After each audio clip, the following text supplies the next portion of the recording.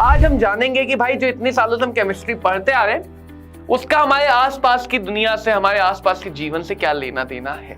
यहाँ पे हम मेडिसिन के बारे में, ड्रग्स के बारे में समझेंगे, थोड़े बहुत फूड प्रिजर्वेटिव, स्वीटनर, इन सब के बारे में भी समझेंगे। इस चैप्टर से ज्यादातर क्वेश्चन एग्जाम्पल बेस्ड होते हैं, तो तुम्हें नाम तो देखो याद रखना है। तो अगर हम किसी मेडिसिन को भी अगर ओवरडोज कर दें तो वो हार्मफुल हो सकती है, डेथ हो सकती है।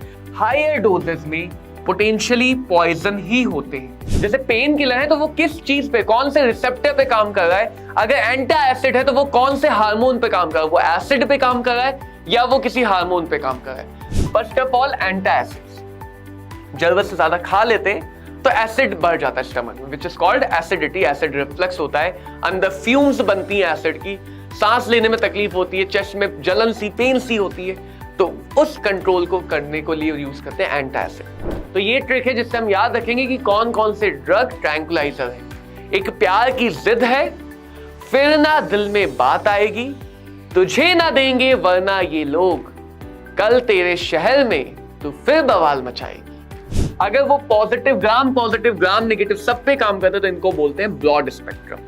Common example, these are the derivative of penicillin, synthetic derivative of penicillin. याद रखना, एंटीसेप्टिक जो है वही हायर कंसंट्रेशन में डिसइंफेक्टेंट बन जाता है। मेन अंतर इतना है, अगर लिविंग टिश्यू पे बैक्टीरिया को मारना है तो दैट इज एंटीसेप्टिक, अगर नॉन लिविंग पे मारना है तो that is disinfectant. Narrow spectrum antibiotic कौन सी, फटाफट आंसर बताएंगे। नैरो स्पेक्ट्रम एंटीबायोटिक कौन सी है? जी हाँ, पार्ले जी नहीं, ब्रिटानिया को ओपन करो चाय और वड़ा के साथ। हेलो बच्चों, क्या हाल चाल है? एनसीईआरटी सारांश सीरीज में आपका स्वागत है। उम्मीद करता हूं देखो नीट की तैयारी अच्छी चल रही होगी, मॉक टेस्ट दिए होंगे, सारे काम कर रहे होंगे। आज हम एक बहुत ही इंपॉर्टेंट सा चैप्टर करने वाले हैं। आज हम जानेंगे कि भाई जो इतने सालों से हम केमिस्ट्री पढ़ते आ रहे हैं उसका हमारे आसपास की दुनिया से, हमारे आसपास के जीवन से क्या लेना देना है। ये चैप्टर खासकर से मेडिसिन बेस्ड है, यानी मेडिसिनल केमिस्ट्री की तरफ ज्यादा ओरिएंटेड है। यहाँ पे हम मेडिसिन के बारे में, ड्रग्स के बारे में समझेंगे, थोड़े बहुत फूड प्रिजर्वेटिव, स्वीटनर, इन सब के बारे में भी समझेंगे। इस चैप्टर से ज्यादातर क्वेश्चन एग्जाम्पल बेस्ड होते हैं, तो तुम्हें नाम तो देखो याद रखना है। नाम याद रखना सबसे ज्यादा जरूरी है। स्ट्रक्चर ना भी याद हो चलेगा, उसका यूज ना या भी याद हो शायद चल जाए, लेकिन सारी चीजों के नाम, कैटेगरी याद रखना सबसे ज्यादा इंपॉर्टेंट है। फटाफट शुरू करते हैं।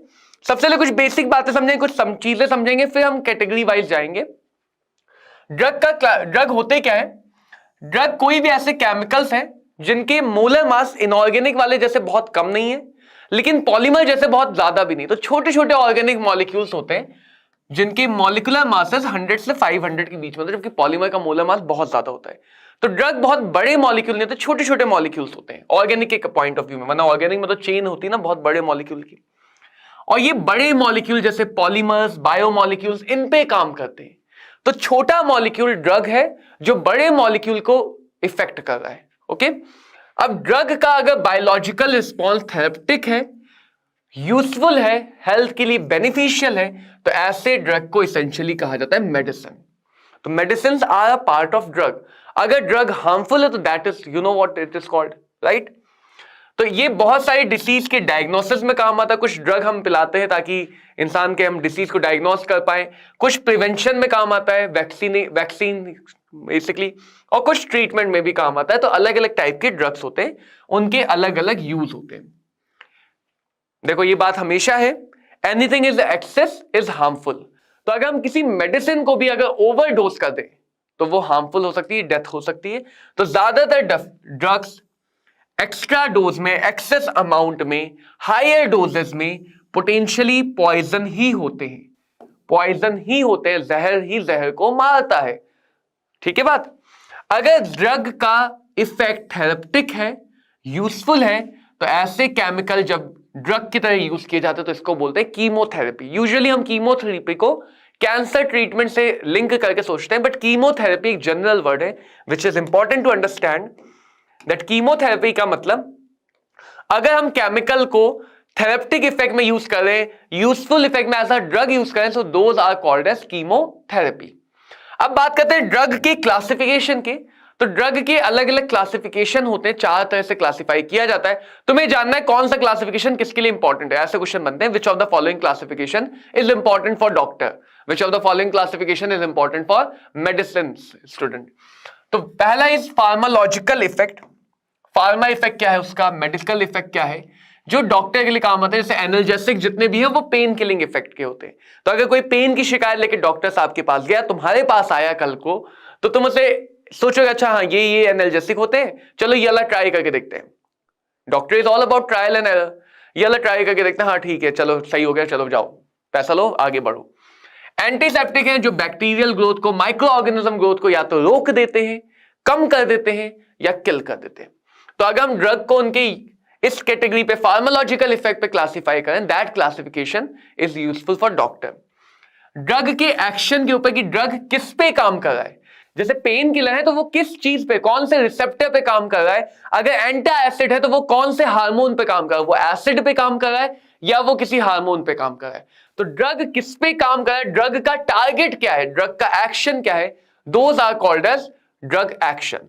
जैसे एंटी हिस्टामिन है जो हमारे बॉडी के अंदर हिस्टामिन नाम के जो कंपाउंड होते हैं उनको रोकते हैं, कम करते हैं। तो ऐसे ड्रग जो हिस्टामिन को टारगेट करते हैं एंटी हिस्टामिन, जो स्टमक में एसिडिटी को टारगेट करते हैं एंटी एसिड। तो ये क्लासिफिकेशन केमिस्ट्री में भी समझा जाता है।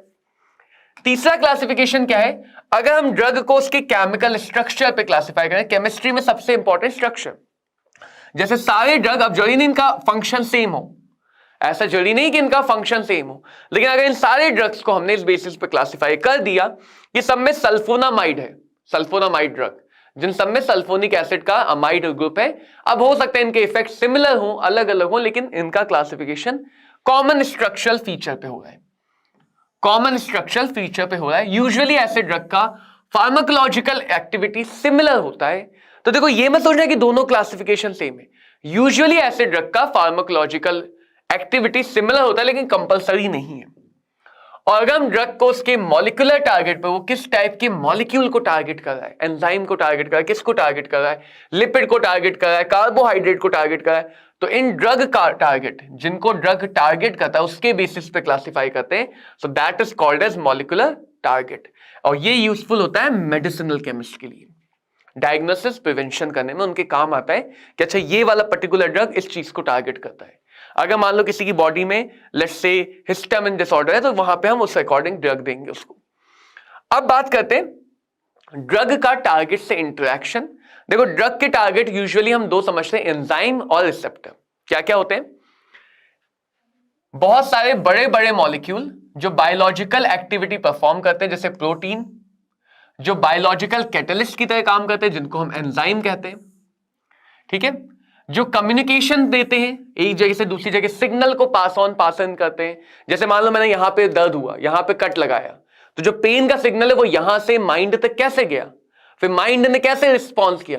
तो जो कम्युनिकेशन पास करते, जो पोस्टमैन है बेसिकली बॉडी के, जो बॉडी के अंदर के पोस्टमैन है, उनको कहा जाता है रिसेप्टर्स, उनको कहा जाता है रिसेप्टर्स।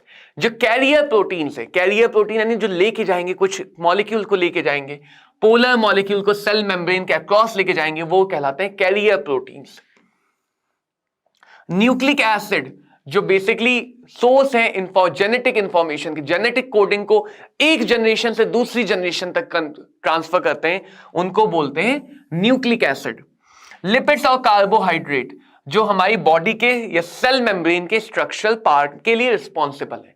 तो ड्रग के टारगेट का मतलब है ड्रग किस मॉलिक्यूल पे टारगेट कर रहा है। जो अभी हमने क्लासिफिकेशन किया on the basis of molecular target, तो वो मॉलिक्यूलर टारगेट एंजाइम हो सकता है यानी जो कैटलिस्ट है बायोलॉजिकल, वो मॉलिक्यूलर टारगेट रिसेप्टर्स हो सकते हैं जो कम्युनिकेशन कर रहे हैं, वो मॉलिक्यूलर टारगेट कैरियर प्रोटीन है जो अपने कंधों पे उठा के दूसरी चीज को लेके जा रहे हैं, और वो मॉलिक्यूलर टारगेट न्यूक्लिक एसिडिक हो सकते हैं जो जेनेटिक इंफॉर्मेशन को लेके जा रहे हैं, या वो मॉलिक्यूलर टारगेट सेल मेम्ब्रेन को बनाने वाले मॉलिक्यूल्स हो सकते हैं। तो इन सारे मॉलिक्यूल्स को ड्रग टारगेट कहा जाता है। क्या कहा जाता है, ड्रग का टारगेट। अब देखो एंजाइम क्या होता है, enzymes are basically biological catalyst. Enzyme कैसे काम करता है, तुमने सुना होगा lock and key mechanism, lock and key, चाबी और ताला। So what happens in lock and key mechanism, that enzyme के पास एक पर्टिकुलर शेप की, शेप सेलेक्टिव कैटालिसिस कहलाता है ये, एंजाइम के पास एक पर्टिकुलर शेप की एक्टिव साइट होती है, पर्टिकुलर शेप होता है। सबस्ट्रेट का जिसपे वो काम करे, जिसको वो कैटेलाइज करे, जिस रिएक्टेंट को, सपोज एंजाइम शुगर की हाइड्रोलाइसिस कर रहा है, प्रोटीन को पेप्सिन में, प्रोटीन को अमाइनो एसिड में ब्रेक कर, कोई भी एक एग्जांपल ले लो, तो वो पर्टिकुलर शुगर जिसको हाइड्रोलाइज करना है एंजाइम को, उसका पर्टिकुलर शेप होगा और एंजाइम का शेप उसका जस्ट कॉम्प्लीमेंट्री होगा, ताकि दोनों एक दूसरे के अंदर फिट हो सके, चाबी ताले की तरह फिट हो जाए, एक चाबी से एक ताला। तो जब ये फिट होगा तो एंजाइम फिट होने के बाद इसको एनर्जी प्रोवाइड करेगा, इसको बाइंड करेगा, that is called as binding. इस फिट होने को क्या बोलते हैं? बाइंडिंग।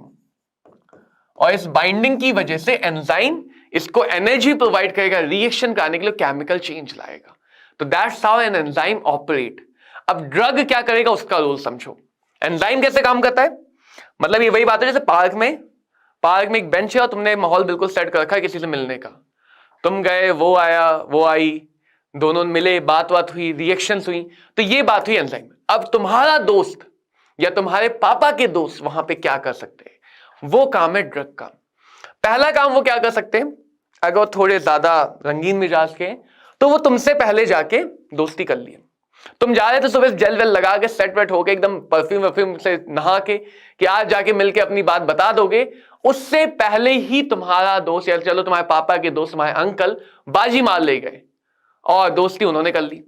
इसका मतलब क्या हुआ? तुम में और तुम्हारे अंकल में हुआ कंपटीशन, तुम में और तुम्हारे अंकल में हुआ कंपटीशन और अंकल वो कंपटीशन जीत गए। दूसरा क्या हो सकता है कि अंकल को पता है कि बच्चा पढ़ने में तेज है लेकिन आजकल बिगड़ रहा है, चलो इसको सुधारते हैं, होते हैं ना नोजी अंकल। तो उन्होंने क्या किया, उन्होंने पार्क में जाके उस बेंच को ही तोड़ दिया। अब बेंच टूट गई तो तुम वहां जिसको आना था वो नहीं आ पाए, तुम नहीं जा पाए, वहां बैठ नहीं पाए, तो बातें नहीं हो पाई, तो दोस्ती नहीं हो पाई। तो बाइंडिंग रोकने के दो तरीके हैं। बाइंडिंग रोकने के यानी बाइंडिंग रोक गई तो एंजाइम की एक्टिविटी को खत्म करने के दो तरीके हैं जिससे वो एंजाइम की कैटालिटिक एक्टिविटी को इनहिबिट करते हैं। एक कहलाते हैं कॉम्पिटिटिव इनहिबिटर्स, कॉम्पिटिटिव, और दूसरे नॉन कॉम्पिटिटिव। पहले केस में अंकल और तुम्हारे बीच में कंपटीशन था कि बाजी कौन मारेगा, तो ऐसे ड्रग जो पहले जाके, उनका शेप सेम था, बिल्कुल सिमिलर दिखते थे, जुड़वा, पहले जाके बाइंड कर गए। अगर वो पहले एक्टिव साइट पे बाइंड कर गए तो एक्टिव साइट ब्लॉक हो गई, अब रिएक्टेंट या सबस्ट्रेट बाइंड नहीं कर पाएगा, that is your competitive inhibition, जहां पे ड्रग ने जाके एंजाइम को ब्लॉक करके काम तमाम कर दिया। फिर कुछ समय बाद एंजाइम रीएक्टिवेट हो सकता है जब यूज होगा। नॉन कॉम्पिटिटिव क्या करते हैं, कहीं और बाइंड करते हैं, कुछ और काम कर रहे हैं, तो ये किसी और जगह पे बाइंड करते हैं और एक्टिव साइट के माहौल को बिगाड़ देते हैं। जिस जगह पे काम होना था, दोस्ती होनी, तो जगह को ही बिगाड़ दिया, शेप ही खराब कर दिया। तो इनको बोलते हैं नॉन कॉम्पिटिटिव इनहिबिटर। जरा चित्र में देखो, कॉम्पिटिटिव में क्या है कि ड्रग पहले चला गया, दोनों में कंपटीशन था, शेप सिमिलर था, ड्रग पहले चला गया, ड्रग पहले जाके बाइंड कर गया, तो सबस्ट्रेट बेचारा उदास हो गया। ठीक है, क्लियर? एलोस्टेरिक या नॉन कॉम्पिटिटिव में क्या होगा कि ड्रग ने कहीं और जाके बाइंड किया, बाइंड होने की वजह से शेप बदल गया, बाइंड होने की वजह से शेप बदल गया। अब सबस्ट्रेट करे तो करे क्या, उसको फिट यहां पे होना था, यहां पे तो फिट हो नहीं पाएगा, उसने कहा चलो कहीं और देखेंगे, फकीर आदमी है, झोला उठा के चलेंगे, कहीं ना कहीं तो मिलेगा कोई। अगला आता है रिसेप्टर। ड्रग का रिसेप्टर से क्या इंटरेक्शन, पहले रिसेप्टर समझ लो, पढ़ना चाहो पढ़ लेना, मैं तुम्हें डायग्राम में समझाता हूं। सेल मेम्ब्रेन है, ये रिसेप्टर प्रोटीन है, रिसेप्टर यानी कम्युनिकेशन, मेल भेजने वाले, व्हाट्सएप वाले, व्हाट्सएप प्रोटीन है, इसकी बाइंडिंग साइट है, इसकी बाइंडिंग साइट है। तो जब कोई भी सबस्ट्रेट आता है, मैसेंजर आता है, पोस्टमैन डाकिया डाक लेके आता है, तो ये प्रोटीन रिसेप्टर्स क्या करते हैं, ये प्रोटीन रिसेप्टर्स उस केमिकल मैसेंजर को बाइंड कर लेते हैं, केमिकल मैसेंजर को बाइंड कर लेते हैं। अब बाइंड करने से मैसेंजर का शेप बदल गया, मैसेंजर का शेप बदल गया और वो शेप केमिकल रिस्पॉन्स जनरेट करता है, वो शेप केमिकल रिस्पॉन्स जनरेट करता है। तो एक इंपॉर्टेंट बात है कि जो मैसेज का ट्रांसमिशन हो रहा है, रिसेप्टर प्रोटीन की वजह से जो मैसेज का ट्रांसमिशन हो रहा है वो बिना घर के अंदर घुसे हो रहा है। डाकिया बाहर लेटर बॉक्स में चिट्ठी डाल के चला जा रहा है, मैसेंजर घर के अंदर नहीं आया, उसने बाहर बेल बजाई तो घर के अंदर कुछ इफेक्ट आया, आवाज आई, साउंड आई, रिस्पॉन्स आया और वो अपना काम करके चला गया। तो ये मैसेंजर है, ये हमारे मैसेंजर होते हैं जिससे रिसेप्टर का शेप बदलता है और शेप बदलने से मैसेज का ट्रांसफर होता है। गॉसिप होती है, गॉसिप होती है, गॉसिपिंग होती है। तो ये बिना सेल में एंटर किए काम करते हैं, बिना सेल में एंटर किए काम कर जाते हैं। अब ड्रग का क्या रोल है? देखो दो टाइप के ड्रग हैं, दो टाइप के, एगोनिस्ट, एगोनिस्ट जो मैसेज को बढ़ाते हैं, एंटागोनिस्ट जो मैसेज को घटाते हैं। बेसिकली देखो pain killers, pain killer basically क्या, पेन का मैसेज जाना था उन्होंने ब्लॉक कर दिया, मैसेज ही घटा दिया, मैसेज को घटा ही दिया। या फिर मान लो ग्रोथ होनी थी, मैसेज जा ही नहीं पा रहा था तो मैसेज को बढ़ा दिया। तो दोनों टाइप की चाहिए। जहां पे हमें नेचुरल मैसेंजर कम है वहां पे एगोनिस्ट ड्रग्स चाहिए जो मैसेज को बढ़ा सके। जहां पे एक्सेस मैसेज जा रहा है या रॉन्ग मैसेज जा रहा है या वो मैसेज हम ब्लॉक करना चाहते हैं तो हम एंटागोनिस्ट ड्रग लेते हैं जो मैसेज को घटाते हैं। दोनों क्या काम करते हैं? एगोनिस्ट ड्रग क्या करते हैं कि वो जो नेचुरल मैसेंजर था, जो डाकिया था, कम थे तो उन्होंने उसी का रूप ले लिया, कॉपी कर लिया। तो जो नेचुरल मैसेंजर को रेप्लिकेट कर लेते हैं ताकि रिसेप्टर को लगता है अच्छा एक और मैसेंजर आ गया, मैसेज ज्यादा आ जाते हैं तो उनको बोलते हैं एगोनिस्ट, जो नेचुरल मैसेंजर को मिमिक करते हैं। और जो नेचुरल मैसेंजर से पहले रिसेप्टर साइड पे बाइंड कर लेते हैं और मैसेंजर को बाइंड नहीं करने देते हैं, मैसेंजर को बाइंड नहीं करने देते हैं, उन्हें कहते हैं एंटागोनिस्ट। अब बच्चों ड्रग के थेरेप्टिक एक्शन का क्लासिफिकेशन, ये जो क्लासिफिकेशन था ये हमने मॉलिक्यूलर टारगेट के बेसिस पर समझा। अब उसका थेरेप्टिक एक्शन क्यों क्या काम कर रहा है? फर्स्ट ऑफ ऑल एंटा एसिड्स, जरूरत से ज्यादा खा लेते हैं तो एसिड बढ़ जाता है स्टमक में, which is called acidity, acid reflux होता है, अंदर फ्यूम्स बनती है एसिड की, सांस लेने में तकलीफ होती है, चेस्ट में जलन सी, पेन सी होती है, तो उस कंट्रोल को करने को लिए यूज करते हैं एंटा एसिड।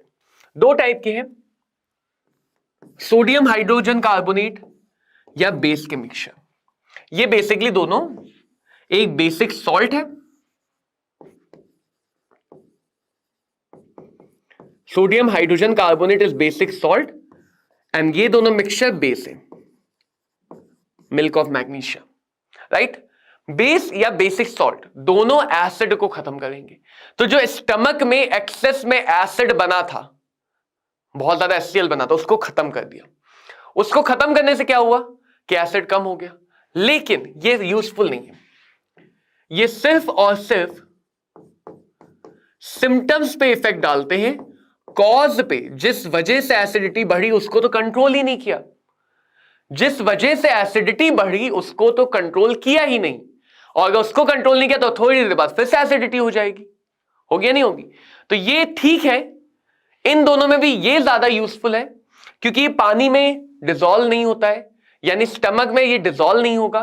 तो अगर ऐसा नहीं कि तुमने इसको ज्यादा ले लिया तो स्टमक बेसिक हो जाएगा, इसको ज्यादा ले लिया तो बेसिक हो जाएगा, बेकिंग सोडा ज्यादा ले लिया तो बेसिक हो जाएगा, बट इसको ज्यादा लोगे तो बेसिक नहीं होगा।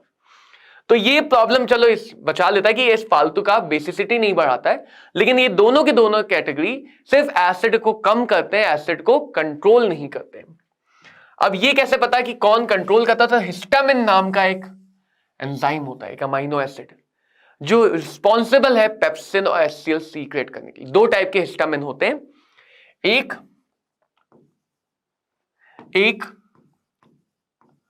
वो हिस्टामिन जो एसिड सीक्रेट करवाता है पेप्सिन से।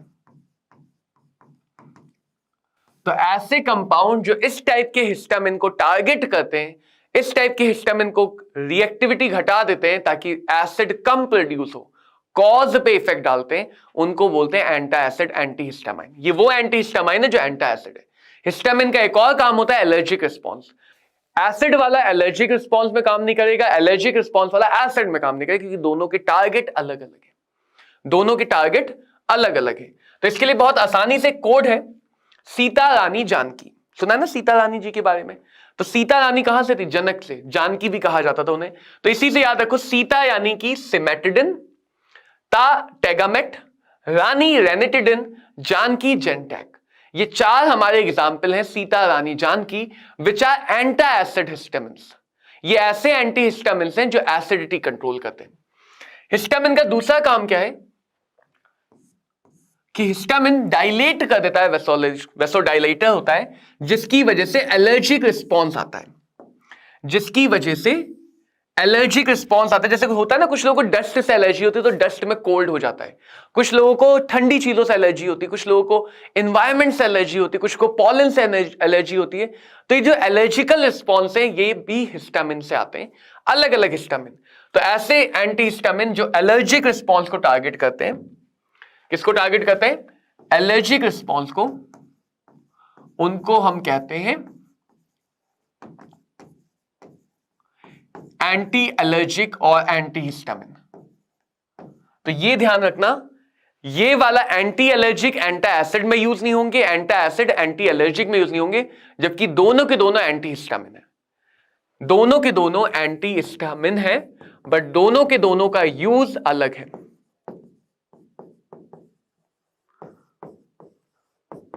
दोनों का यूज क्या है? अलग है। दोनों का टारगेट क्या है? डिफरेंट है। लेकिन दोनों के दोनों किस कैटेगरी में है? हिस्टामिन नाम के कंपाउंड को कम करने की कैटेगरी में। So both are antihistamine, both are antihistamine. Clear? इसके लिए क्या याद रखना है? इसके लिए वो जो होते हैं ना टपरी पे बैठने वाले, ब्रो फिर दिन ही दिन में पड़ेंगी तेरे को सैंडल्स, कि ज्यादा अगर तुमने टपरी पना किया तो दिन में भी, भरी दोपहरी में भी पिटाई हो सकती है। ब्रो यानी कि ब्रोफेनाइलिन, दिन और दिन मतलब डाइमटेप और डिमेटैन, तेरे यानी कि टेरफेनेडिन, और सैंडल यानी कि सेल्टीन। देखो तुम्हें अगर कोड याद रहेगा तो कहीं ना कहीं तुम ऑप्शन में ढूंढ के उन नाम को ढूंढ लोगे, पहचान लोगे। नाम नहीं भी याद है तो कोड याद रखना कि एंटी एलर्जिक वाले होते हैं ब्रो फिर दिन ही दिन में पड़ेंगी तेरे को sandal, brompheniramine, dimetapp, dimetane, terfenadine and seldane. These are the anti allergic anti histamine. अगले पे बढ़ते हैं, which are called as tranquilliser. Tranquilliser basically क्या होता है? मैसेंजर, मैसेज ट्रांसफर काम करते हैं। So these are kind of sleeping pills, these are kind of sleeping pills. ये मूड अच्छा करते हैं, मूड अच्छा कर देते हैं, एंटी डिप्रेसेंट भी होते हैं। तो ये सब ट्रैंक्विलाइजर की क्लास होते हैं। तो ऐसे कंपाउंड है, ये स्ट्रेस भी खत्म कर देते हैं, मेंटल रिलीफ पहुंचाते हैं ट्रैंक्विलाइजर्स। ठीक है, ट्रैंक्विलाइजर्स कैसे याद रखेंगे? एक प्यार की जिद है, किसकी जिद है? एक प्यार की जिद है, फिर ना दिल में बात आएगी। एक प्यार की ही जिद है, फिर दिल में ही बात नहीं आएगी। आज ही समझ लो ये प्यार की बात है। फिर ना दिल में बात आएगी, फिर ना दिल में बात आएगी।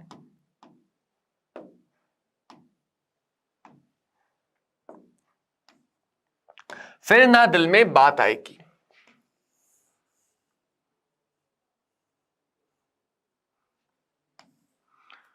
तुझे ना देंगे वरना ये लोग, तुझे ना देंगे वरना ये लोग, तुझे वरना गाड़ी नहीं मिलेगी। कल तू फिर बवाल मचाएगी, कल तेरे शहर में तू फिर बवाल मचाएगी।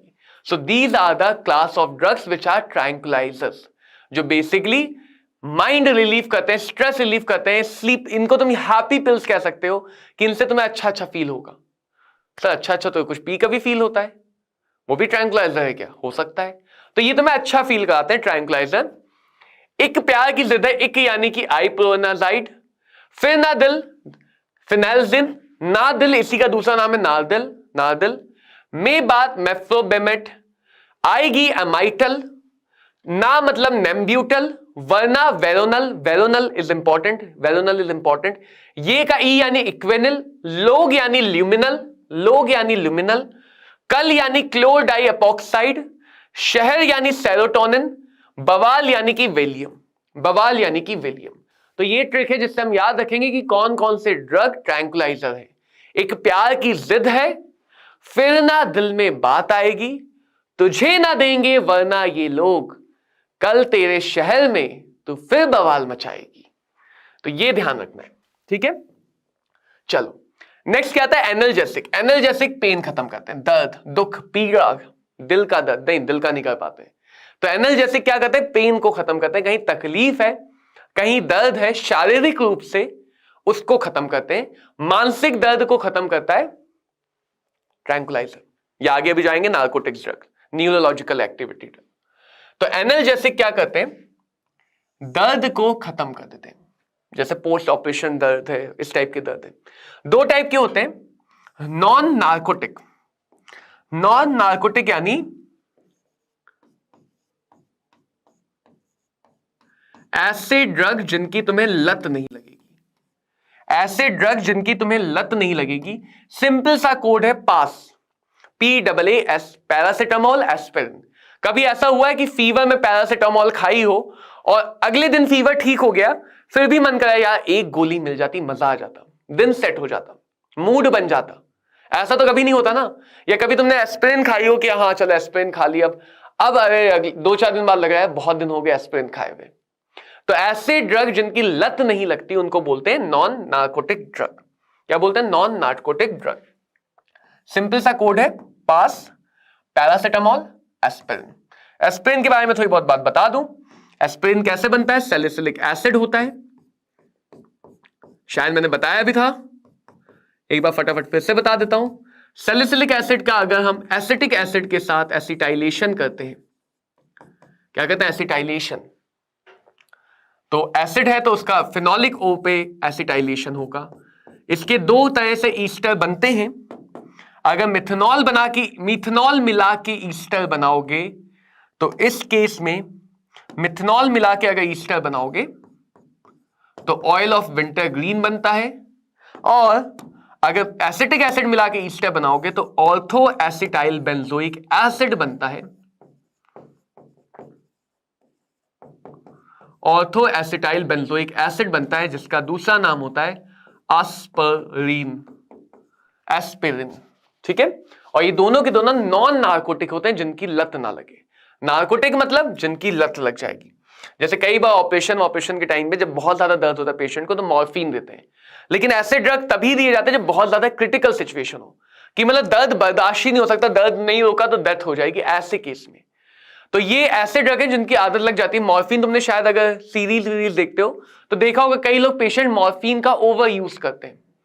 कई बार मूवी में दिखाते हैं कि उसको एक एक्सीडेंट हुआ, उसको एक टेबलेट दी थी डॉक्टर ने, उसका कोई रिलेटिव है वो अब उसको ड्रग की तरह यूज कर रहा है। तो ये होते हैं नार्कोटिक ड्रग्स जिनकी लत लगेगी, जिनकी लत लगेगी। These are addictive. इसमें तुम्हें 3 याद रखने, पेन खत्म करते हैं, दर्द खत्म करते हैं। हीरोइन का माफिया कोड, हीरोइन ही इस कहानी की मेन विलन है। Heroine, morphine, codeine, these are the 3 major important example of narcotic analgesic. Heroine का माफिया कोड, हीरोइन का माफिया कोड। आगे आते हैं, एंटी माइक्रोबियल्स क्या होते हैं, जो माइक्रो ऑर्गेनिज्म ग्रोथ को रोकते हैं, यानी बैक्टीरिया, वायरसेस, इन सब टाइप की ग्रोथ को रोकते हैं, पैरासाइट्स की ग्रोथ को रोकते हैं, फंजाई की ग्रोथ को रोकते हैं। तो इन सारे ड्रग्स को बोलते हैं एंटी माइक्रोबियल, जो माइक्रो ऑर्गेनिज्म पे काम करते हैं। इसमें एंटीबायोटिक्स भी हैं, एंटीसेप्टिक्स भी हैं और डिसइंफेक्टेंट्स भी हैं। ये सब के सब एंटी माइक्रोबियल ड्रग के ही एग्जाम्पल हैं। क्या क्या है इसमें? एंटीबायोटिक्स क्या है? जो इन्फेक्शन के ट्रीटमेंट में काम आते हैं। जो किस में काम आते हैं? इन्फेक्शन के ट्रीटमेंट में काम आते हैं। इनको हम पहले 2 कैटेगरी में डिवाइड करते हैं। वन इज साइडल, जो मार देता है, अनदर स्टैटिक, जो रोक देता है। तो अगर कोई ड्रग इस ग्रोथ को रोक रहा है, ग्रोथ को रोक रहा है, तो that is your static, anti microstatic. और जो किल कर रहा है दैट इज बैक्टीरियोसाइडल। तो bactericidal, bacteriostatic. These are your bactericidal drugs and these are your bacteriostatic drug. कैसे याद करोगे? आओ पेन से सीधा किल करें बैक्टीरिया को, पेन लेकर चुन चुन के मार दें। तो ऐसे ड्रग होते हैं बैक्टीरियोसाइडल, साइडल यानी किल करने वाले। आओ एमिनोग्लाइकोसाइड्स, ओ ऑफ्लॉक्सिन, पेन यानी कि पेनिसिलिन, सीधा किल करें। तो ये तुम्हें याद रखना है कि ये एग्जाम्पल है साइडल ड्रग्स के। किसके एग्जाम्पल है? साइडल। आओ पेन से सीधा किल करें बैक्टीरिया को। स्टैटिक के लिए वो देखा ना शाहरुख खान की मूवी, शाहरुख खान की मूवी देखा है, सुंदर कन्या का सुंदर सा फेस देखा और जहां थे मैं ठहरा रहा जमी चलने लगी। तो तेरे चेहरे की आंखों ने, और भी कई आंखें होती हैं क्या, तेरे चेहरे की आंखों ने मुझे स्टैटिक कर दिया, मैं ठहरा रहा जमी चलने लगी।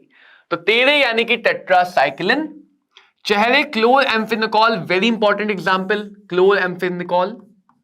आंखों इराइथ्रोमाइसिन, इराइथ्रोमाइसिन आई थिंक सुना होगा कॉमन लाइफ में। मुझे यानी कि मैं ही तो वो बैक्टीरिया हूं, तो मुझे क्या कर दिया, स्टैटिक कर दिया।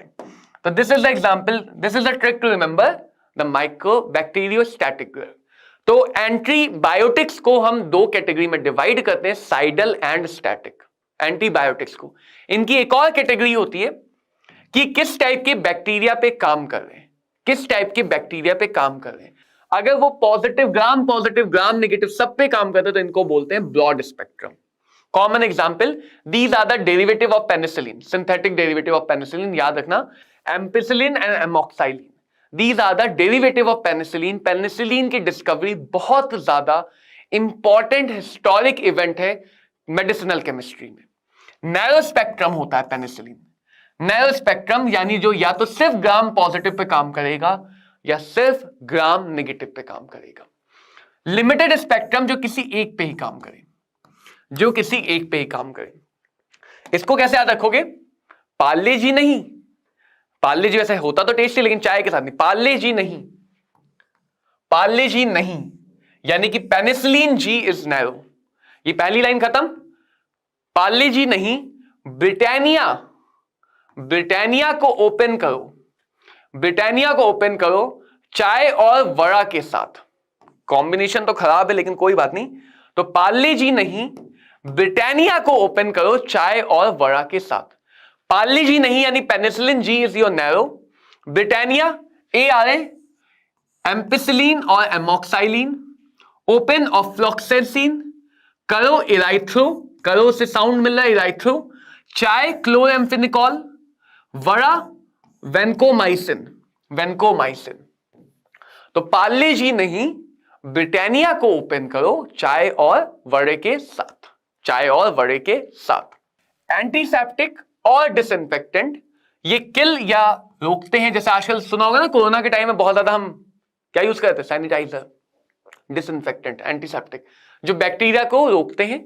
होता क्या है, सेम कंपाउंड अगर कम कंसेंट्रेशन में है तो दैट इज एंटीसेप्टिक, अगर ज्यादा कंसेंट्रेशन में आ गया, अगर ज्यादा कंसेंट्रेशन हो गया तो वही कंपाउंड बन जाता है डिसइंफेक्टेंट।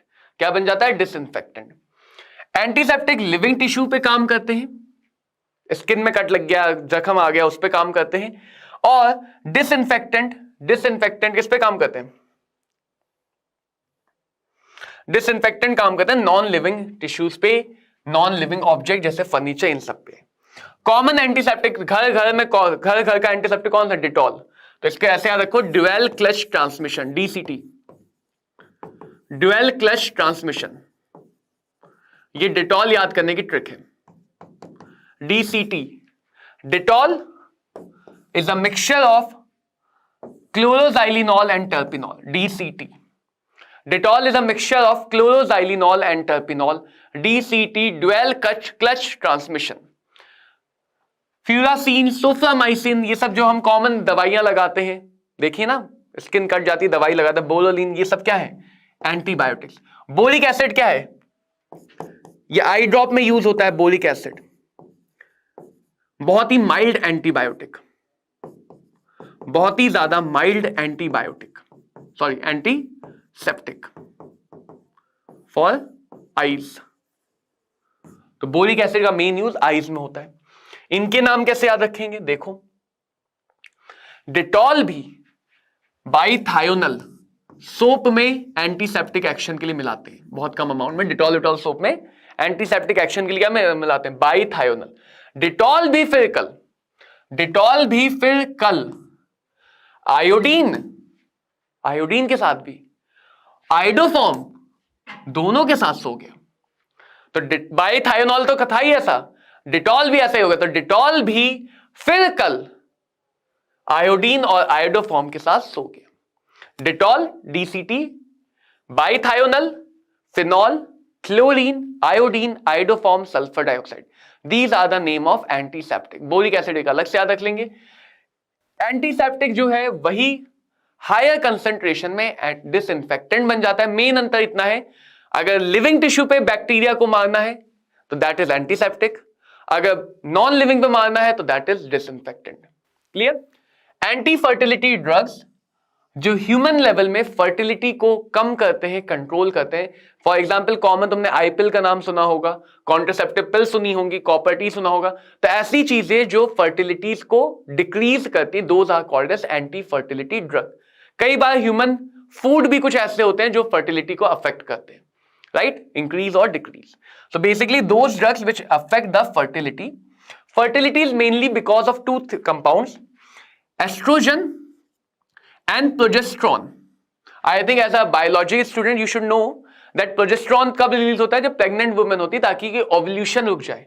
तो प्रोजेस्टेरोन तो एक नॉर्मल हार्मोन है, नेचुरल हार्मोन है, जो ओव्यूलेशन को कम कर देता है विमेंस में ओव्यूलेशन रोक देता है, एग प्रोडक्शन रोक देता है।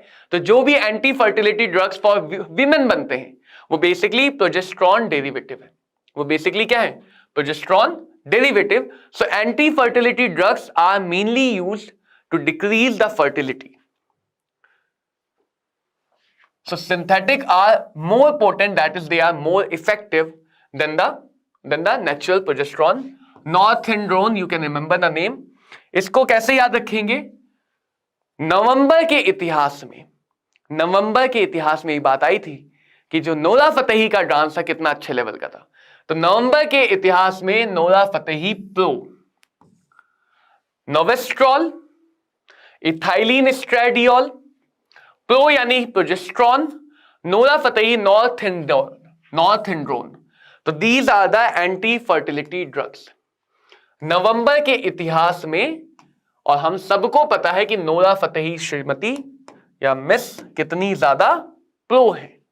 ठीक है, चलो अब बात करेंगे बच्चों, ड्रग्स खत्म, केमिकल क्या होते हैं? फूड में केमिकल मिलाए जाते हैं।